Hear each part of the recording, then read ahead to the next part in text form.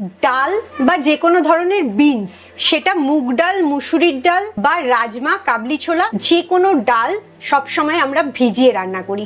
ডালের মধ্যে প্রচুর পরিমাণে প্রোটিন থাকে, পুষ্টিগুণ থাকে এবং ফাইবারও থাকে, কিন্তু তার সাথে সাথে প্রচুর অ্যান্টি নিউট্রিয়েন্টও থাকে। অ্যান্টি নিউট্রিয়েন্ট মানে এই জিনিসগুলো খাবারের যে পুষ্টি থাকে সেই পুষ্টিগুলোকে আমাদের শরীরে মিশতে দেয় না। যেমন ফাইটিক অ্যাসিড, ল্যাকটিনস, এই ধরনের অ্যাসিডগুলো এই ডালগুলোর মধ্যে থাকে। তাই যে কোনো ডালই রান্না করার আগে বা কাঁচা খাওয়ার আগেও অন্তত পক্ষে 8 ঘন্টা ভিজিয়ে রাখা উচিত। অনেকেই গোটা মুগ, গোটা ছোলা এগুলো ভিজিয়ে রেখে খাও, কিন্তু মনে রাখবে 1-2 ঘন্টা ভেজালে হবে না, সেই ভেজানোটা 8 ঘন্টা ভিজিয়ে রাখবে। গবেষণায় দেখা গেছে এতক্ষণ ভিজিয়ে রাখার পরে এর অ্যান্টি নিউট্রিয়েন্টটা অনেকটা কমে যাচ্ছে আর হজম করতেও সুবিধা হচ্ছে।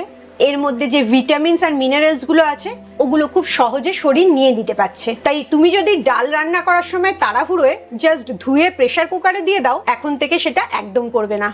ডালটাকে ভিজিয়ে রাখবে, দরকার হয় আগের দিন রাত্রিবেলা ভিজিয়ে রেখে দেবে এবং পরের দিন ধুয়ে সেটা রান্না করবে। এতে তোমার ডালটা সেদ্ধ হবে তাড়াতাড়ি, গ্যাসের খরচ কমবে আর তোমার রান্না করার টাইমটাও অনেক কম লাগবে। উল্টো দিক থেকে পুষ্টিগুণটাও অনেক বেশি তুমি পাবে।